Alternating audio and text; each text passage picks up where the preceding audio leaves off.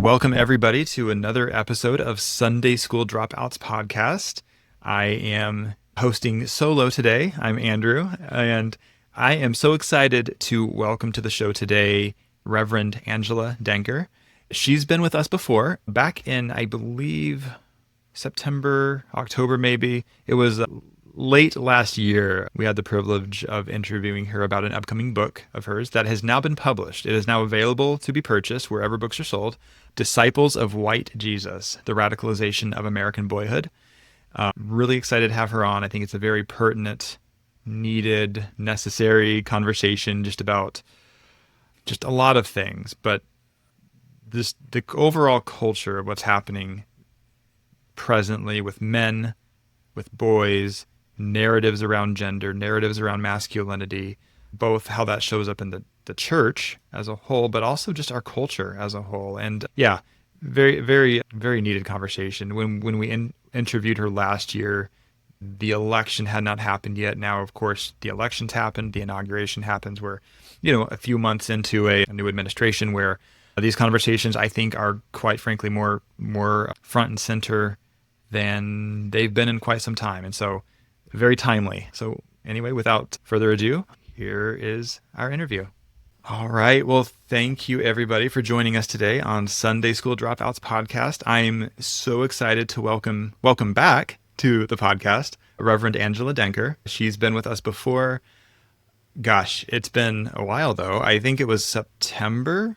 Am I remembering that correctly? Was it? Of last year? We're in a time warp, I think, since I thought it had only been a few months, but I think you're right. You're right. It was fall. It was before the election. And yes. Now it's either been 10 years or 10 days. I don't know. Yeah, it may as well have been a decade, seriously. Yes. It feels that way. Yeah, I was thinking leading up to just being able to speak with you again how, not only has it been several months, half a year evidently, but also just how much has changed. A lot has changed. Obviously, the election had not happened yet when we last spoke. So there's that piece. And I know I'm sure is so pertinent to the contents of your book and what we'll be talking about today. Now, for those who are just joining us, who maybe didn't see the first interview with you, are not familiar, last time we spoke, we were talking about your upcoming book, but has now been published, correct? Yes, as of March 25th. So March 25th. You're getting me, I'm kind of back at home base after a few weeks of travel. So it's great. Awesome. Yeah. And so so the disciples of White Jesus, the radicalization of American boyhood. First of all, I would just encourage folks to go pick up a copy. I've appreciated, rereading it again, skimming it again. I read it back, it's like, again, half a year ago, a lifetime ago, but really have appreciated just the work that you've put into that. I think I shared last time my background prior to what I do now with religious trauma coaching. I worked in the school district. I was in the Chicago school district. I worked a lot with boys, middle school boys, high school boys, all of that. And so just everything that you're talking about is really impactful and necessary. It's needed. I just appreciate the work you've done. But yeah, let's kind of just jump into it. Well, first of all, what is some of your background that kind of led you to even be writing about this, basically? I know very broad question, but I'd love to hear more of that.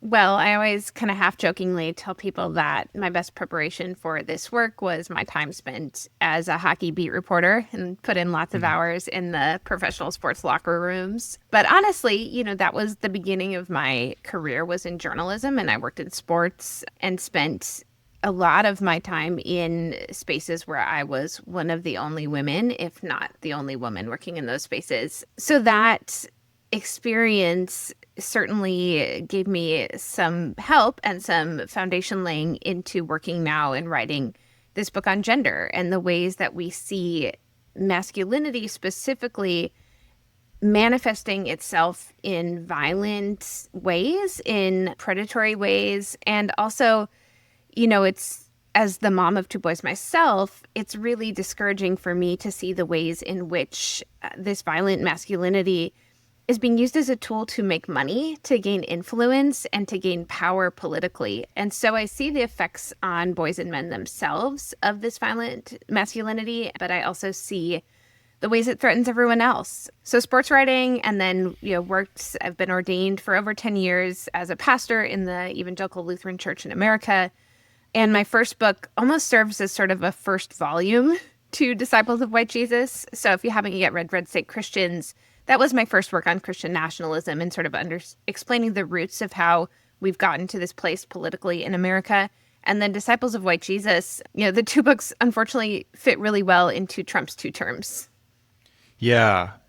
Yeah. No, that's true. I was just thinking they very much complement one another, the two books. One statement that you've said in this book, The Disciples of White Jesus specifically, was that this idea that, men and boys are in trouble, but also that men and boys, like they are the problem and they are in trouble. Sorry, I think I jumbled that quote, but but that is, I think, just such an intriguing concept. I think it's true. Like it's just the nuance of recognizing that both and that they, are the problem and they are also in trouble. I'm curious to see, or to hear rather, how you see that radicalization playing out as well, like both individually but collectively as well. Like how do you see some of this actually happening? Yeah, well, we're really seeing it. When I was writing the book, I didn't know that Trump would be reelected. And I also didn't know that we would have this sort of new element of Christian fundamentalism in politics. And specifically, what's being brought to the fore right now is the addition of sort of the tech bros with Elon Musk and with the Doge, which is made up of lots of young male engineers and people like Pete Hegseth as defense secretary who has Crusader tattoos. So we have these figures who are very different and J.D. Vance too as vice president. These figures who are very different from the folks who occupied those roles in Trump's first administration. And each of them sort of represent in their own way a different form of Disciples of White Jesus and a manifestation of this kind of masculinity on a global stage. It's a masculinity that sort of revels in awkwardness on one level, in inability to connect with women in a way that feels healthy. So we see echoes of the incel movement. We see echoes of some of the things like Gamergate, and this technology piece being in the midst of it really speaks to the ways in which radicalization does happen online, and that social media companies are culpable for the ways in which they've made profit off of bringing boys and men into some really unhealthy spaces. And I think, too, when you look at these leading figures, in their wake, you see many broken marriages, you see infidelity, you see affairs, you see broken relationships with children. And so I think it's instructive, too, to see that the end game, even for these men who find themselves atop the pyramid when it comes to wealth and power, it's still for parents of boys and for young men themselves, it's a questionable outcome as to, would you want that for your life? I definitely can agree and see with what you're saying about the tech bros piece being kind of didn't see that coming. I don't know that I would even say the election was necessarily surprising how it turned out, but like the Elon Musk piece, all the tech bros, and just like what you're saying, yeah, that was. I'm curious, in light of all of that, is there anything that you would like to add to what you have written in your book? Like, I'm just curious, like, how does that change, or does it change anything? I mean, I think everything you wrote is still incredibly valid and pertinent, but I am curious, just in light of the election going how it did. Yeah, I think we're still early. I did have this opportunity with Red State Christians to do, when we put the paperback edition out about 3 years after the initial book came out. It was midway through, actually, Joe Biden's term, but it was after COVID, George Floyd, and the insurrection. I had the opportunity to add new content. So I'm thinking ahead of, maybe when we put the paperback out, maybe there's some additional content around some of these specific figures and the way that they have manifested what I see in the book. But what I will say, and this is true of Red State Christians as well, a through line for me is that you're going to get lots of major media stories on these top figures and politicians, and you're going to get lots of sensationalism about these leading guys, about Doge, about tech bros, about the manosphere.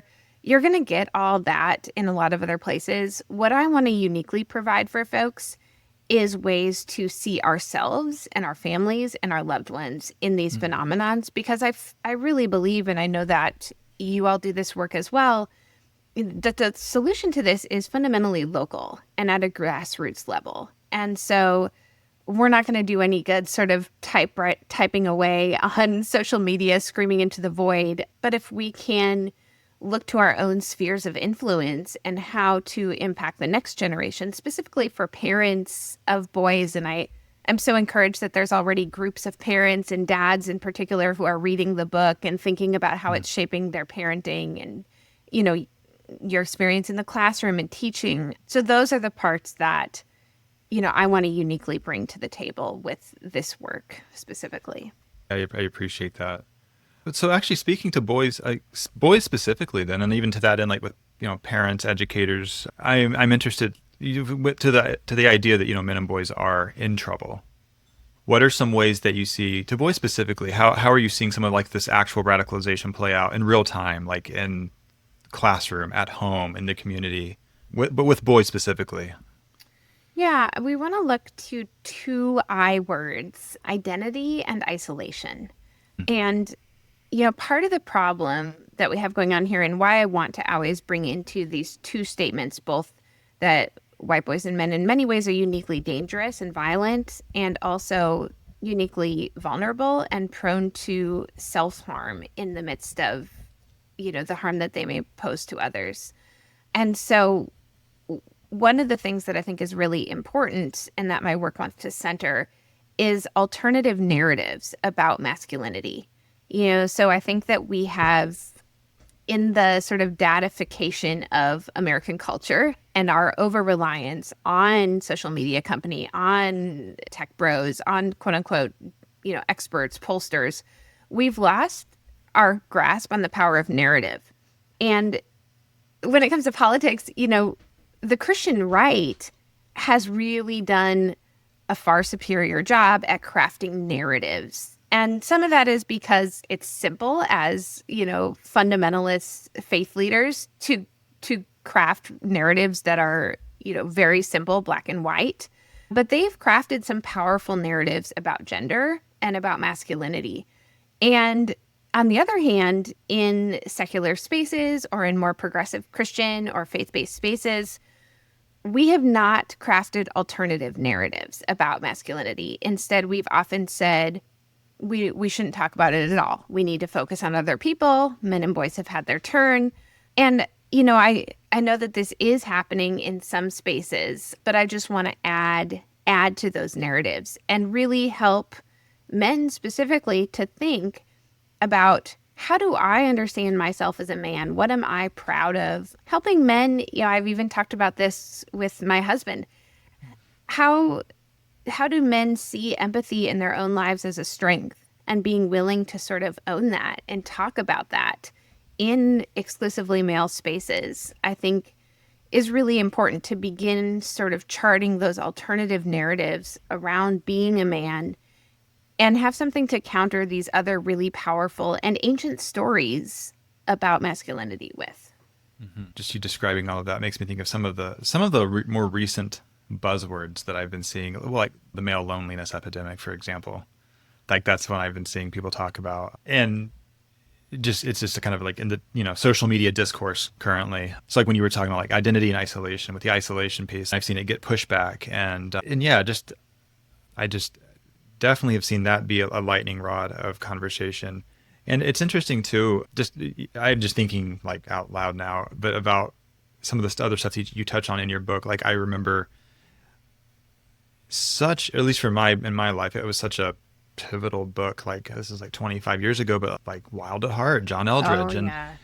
So it's like, it's stuff like things like that. And now more recently, I mean, there's so many guys out there now, but like Jordan Peterson is one that comes to mind, but people that I think on one level, I see a lot of folks who will look at people like Andrew Tate and be revolted and be like, no, absolutely not. But then still latch onto then narratives like John Eldredge or Jordan Peterson, who maybe presents kind of still similar fundamentals, but they present it in a much more maybe intellectual, sophisticated, palatable way.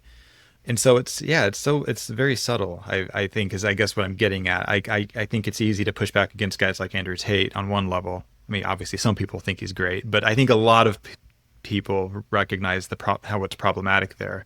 But there's still a lot of subtle ways that this is kind of getting into. And in evangelical culture, like just having grown up in it myself, of course, I grew up in a very fundamentalist church, but I've definitely seen more subtle ways like Wild at Heart, like that, those types of narratives very much being pushed. While you were talking, I was thinking about something that I've seen that makes all of this much more pernicious and deeply rooted is that, as you say, it's easy to push back against the most egregious offenders. But I think many times we've sometimes been too quick to give people a pass. So maybe somebody who's been spewing sort of all this content about how women should be submissive and how men need to have a certain hierarchical role in the family and in the church. But then that same person will make, a very tacit critique of somebody like Andrew Tate, and they'll just get immediately praised for just the smallest, slightest little critique on right-wing culture. And then they'll go right back to bashing feminists, really assaults on women's reproductive freedom, assaults on immigration. And so I think that we have to look at the body of people's work. And I think some of these guys who fall more into that maybe moderate or middle space, they've been some of the biggest promoters of people that have gone into hard right, violent masculinity spaces. And I think sometimes we've been too quick to praise them for just this tiniest little bit of critique, when really, if you look at their whole body of work, they're spending 95% of their time bashing abuse survivors, bashing anyone who dares to go against sort of the evangelical cultural line. But then they'll take an easy shot at someone who's really extreme. So I think we have to be on guard against that. I saw Caitlin Beatty recently wrote a post that sort of spoke to this about what happened to the Q conference and how the Q conference has become this hotbed of right-wing radicalism when it used to be seen as more of a moderate Christian space. I think one of the things that I'm doing is looking back at these spaces that I used to inhabit and aspire to, the ways in which they were fostering the very environment that we find ourselves in today, and sort of laying the groundwork for people to gain money and power by promoting a really violent masculinity that ultimately I'm worried about being dangerous for my boys themselves and for all of us. I'm curious to that end, but like your boys, and I'm sure folks listening who have children, who have young boys, what are some concrete ways that you're seeing this influence happen? Like both in terms of narratives, but also in terms of like literal spaces, whether that's like social media or what have you. Yeah, there's kind of a typical pattern that came up again and again in my research, in my interviews, and I've seen like a little bit. My kids are not quite teenagers yet. They're getting there. So I'm sure we have more to come in this space, particularly around YouTube. But the pattern that tends to happen is that boys will often start watching creators like Andrew Tate, people who are very sort of manosphere centralized, very extreme about their positions on women, talking about dating, talking about being a man. They'll often watch it sort of as a joke, and often they'll watch it with their friends.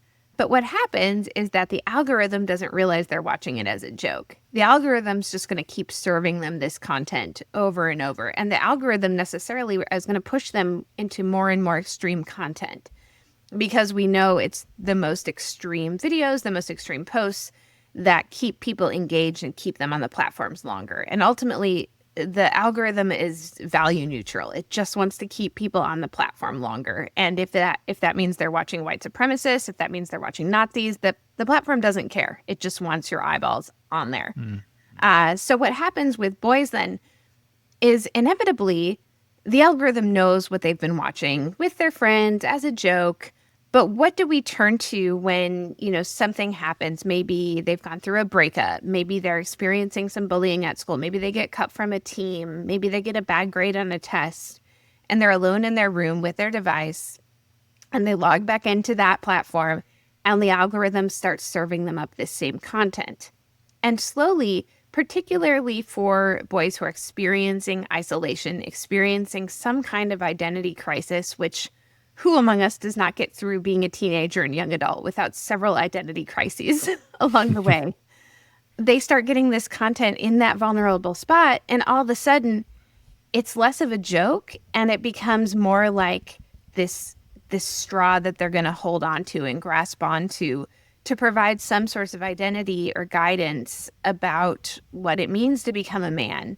Again, in this space of a vacuum of content in a lot of our public schools, public spaces, progressive communities about manhood and masculinity. So again, that's where I do think dads, grandparents, uncles, teachers, coaches, faith leaders, both men and women can step in, and when we see our boys and people we love struggling and in these moments, to pull them aside to begin to start to have these conversations and just help them to feel comfortable sharing whatever it is they're going through. That's really one of the best antidotes to this algorithm kind of getting in and setting hold and becoming that primary relationship about what it means to be a man. Yeah, I appreciate that lens. It's because it's like the value neutral of the piece of the algorithm. It's like, well, that just paints a new picture of even the concept of rage bait. It's not rage bait, it's engagement bait. It's like, it just is keeping you there, like whatever that may be. Because I've often remarked as like a content creator, it's like, it's like I can write like a 3-slide take on something therapeutic, very helpful, very healing, and it gets like 10 likes, and then I say something that in essence says like screw the church, for example, and boom, 10,000. And it's just like, I didn't even say anything, I just made a pithy little hit piece basically, and everybody loves it. And yeah, but I get like the algorithm likes that. But what you're saying too, it's like with boys and some of their interactions with these pieces, it's like a form of self-soothing, essentially, it sounds like. Which then I can understand how that would just, the isolation piece from earlier, like that would just further, I could see how that could further that like the self-isolating. And yeah, that's really interesting. And it's happening with young women too, right? We have the whole trad wife phenomenon. It's happening with young women too in that way. And those two tracks are complementary ones, but really they lead to, disasters for heterosexual relationships. But yeah. Oh gosh, yes. And it's interesting too. Of course, I know I said this at the beginning. If I ever look like I'm reflecting back on stuff, it's because I am definitely thinking back to like just some of the different like platforms that I know, like boys that I've worked with. Of course, this even now has been several years ago, and I'm sure it's even all the more so of a thing now. But like just like Discord, Twitch, some of the social media ones, like a lot of boys are on. YouTube, of course, is a big one. And just how like all of those platforms do offer like a really good place to like self-soothe, and also to provide like identity, to like feeling like you're misunderstood, you don't belong, but providing a community that like understands that and kind of I can understand how that could really pull them in and keep them there and keep them coming back. Because I mean, community is important. Feeling like you belong, I understand, is important. And so I appreciate what you're saying about like adults in these boys' lives, especially men, like really helping to kind of provide that counter narrative to this other narrative that they're probably getting elsewhere from folks like Andrew Tate. And Andrew Tate, I know, like we've agreed on, is kind of like he's like one of the most egregious offenders. But even guys like talking about the manosphere, I think of a common one. It's like Theo Vaughn, for example, Joe Rogan. It's like they're kind of likable, funny, humorous guys, maybe less egregious than say Tate, but kind of still part of that same larger piece. Yeah, I'm interested, and I think we just touched on this a little bit, but like, but speaking directly to parents, to educators, to religious leaders, like youth group leaders, the folks who are probably going to be the ones most likely to come head to head with young boys who are kind of being wrapped up in some of this. Basically, just what is some like advice? What's some that you might offer, or some just, or even just encouragement, if not advice? Yeah, I mean, the encouragement, first of all, especially for, parents, faith leaders, teachers, like these are all groups of people that have been sort of embattled over the last few years, and groups that are all, exhausted in many ways, burned out after the pandemic. For teachers, these really low salaries, the financial piece of all of it. For parents, we're trying to, really just survive, pay for our lives, be there to pick up our kids. So the encouragement piece is like, I think we've all heard this so many times, but it's not always about what you say, but just about that you're there, that you're in the space. If you're volunteering, particularly to be a part of young men and boys' lives, just that you're there and that you start to build that relationship of trust with them, and you're not looking for anything from them in return except for just building that relationship is really important. And I do encourage, especially, not direct parents, but maybe grandparents or uncles or family friends, to be additional trusted adults in young people's lives so that kids have a lot of different resources of who they can go to. And we're in an environment, right, as you know all too well, where there's been so much trauma around adults who were supposed to be able to be trusted and weren't, and took advantage of those situations. So I think that as a result, we've all become so much more cautious, and in some ways have become more isolated in our nuclear families. So rebuilding these communities, particularly like in religious spaces, I know can feel really fraught. And so all the more reason for folks who are able to be trusted, who are just simply there to be a trusted person and a guiding light, is really, really important in creating those community spaces. And the only other piece I'll add is that I think it's really important to be very open when it comes to how men and boys in particular, are going to form their identities. And I think we've done a really good job with women and girls of trying to expand the box and the space for what it looks like to be a girl. You can do sports. There's still the hardcore right-wing fundamentalists who think women can't wear leggings. But generally, in American culture, we have tried to expand this space for femininity. And I think alongside that, there hasn't been as much, it's much more acceptable culturally to be like a tomboy who's into sports than it is to be a boy who likes to play with dolls and wear dresses. Still, we're still kind of in that space in 2025. And so just kind of, especially in these preteen years, and I'm seeing it even with my 12-year-old, who's in many ways like stereotypical kind of rough and tumble boy, loves to play sports, but sometimes he'll say things or have opinions that are totally different than that, or he gets really into cooking, and I think it's really important to just embrace whatever that person is bringing to you as far as how their identity is coming out. And, trying, even if you're shocked by something that they're saying, trying not to register that on your face and just kind of letting it sit, letting it be. These are all things I know that you know really well and talk about all the time, but I think it's great to have reminders for parents and for adults of all these things. One of the first things you said was just the idea of, it's not even so much what you say, but just being there, showing up.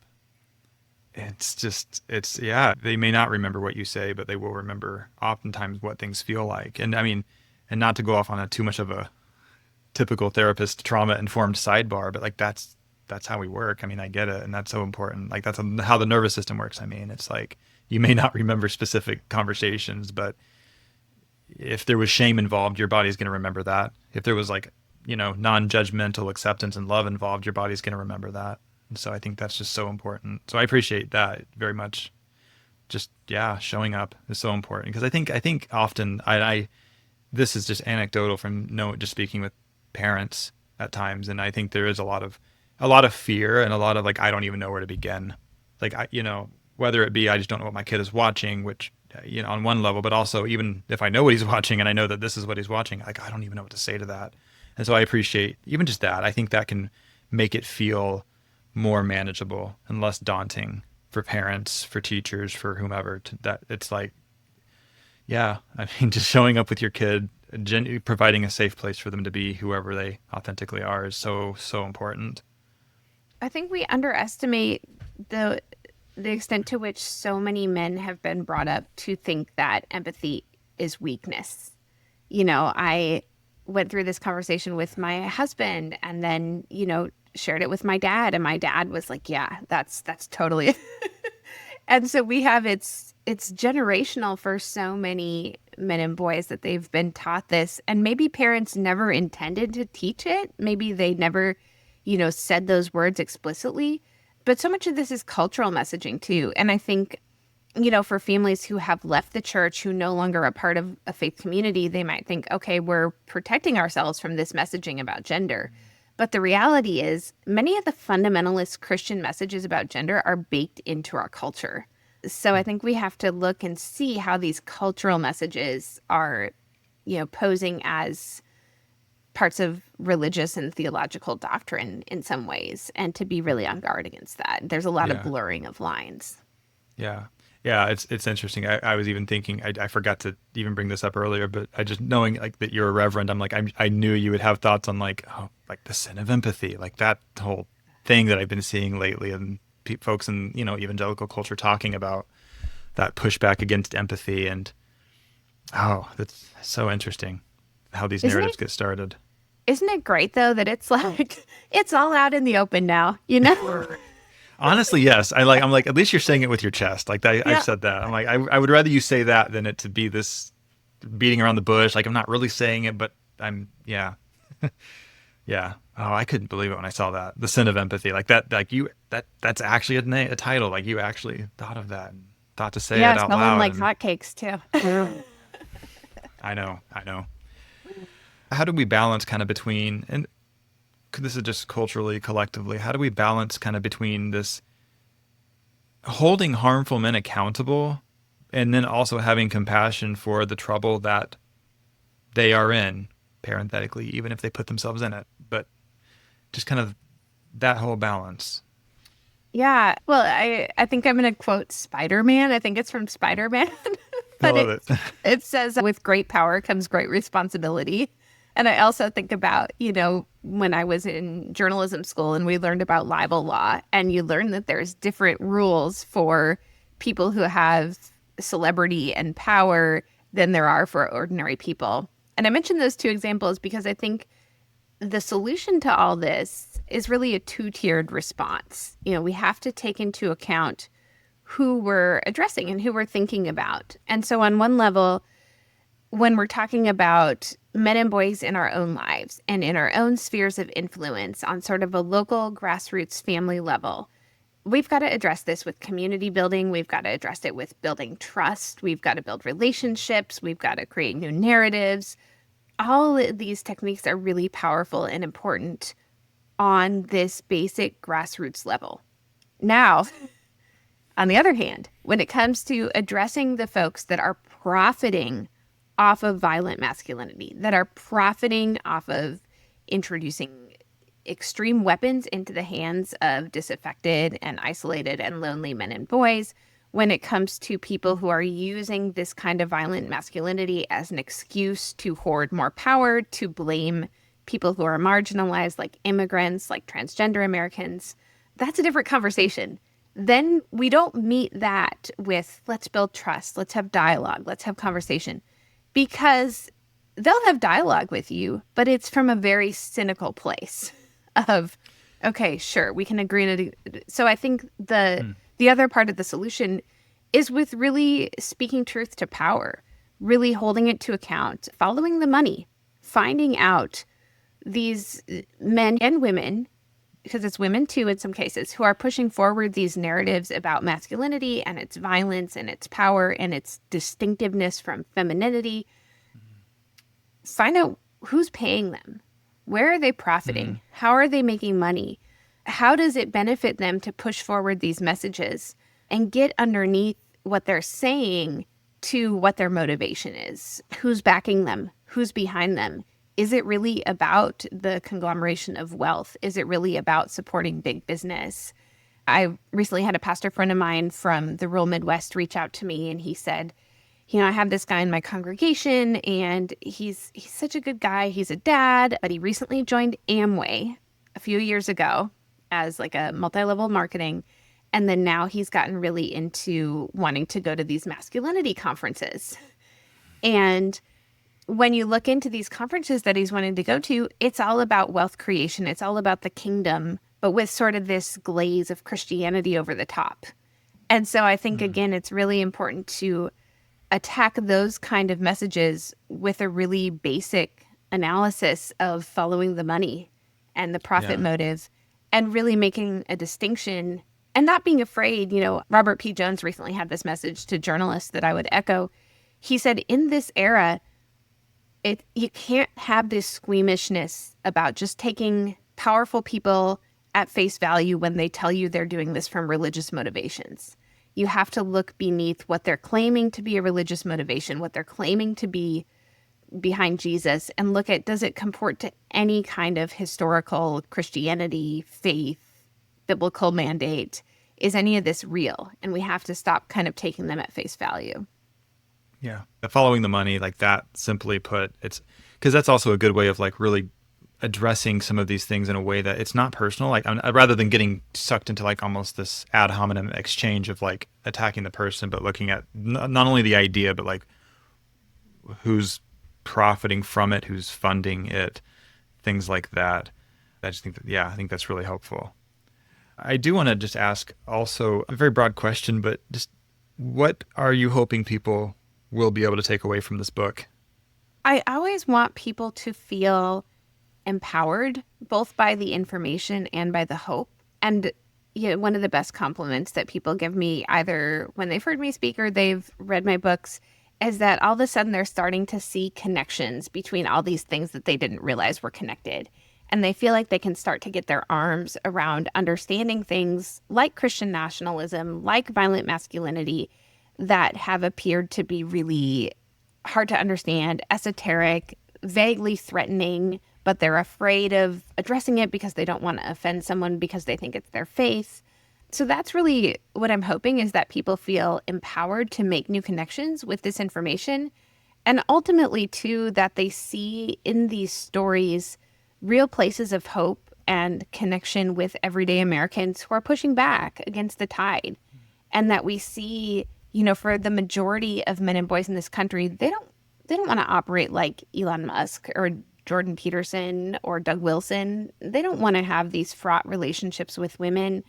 They don't want to be, so insecure about their masculinity that they have to strut around like a peacock in order to sort of have this veneer of strength.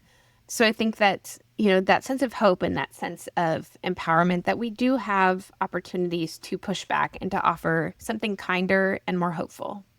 Yeah, no, I appreciate that. Yeah, I think offering hope, making it accessible like that, like you're saying, I really appreciate the work you're doing, and I know that it'll help a lot of folks, parents, teachers, educators, counselors. I mean, that was my background. I wasn't a teacher. I was a school therapist. Mm-hmm. Well, lastly, where can folks find your book?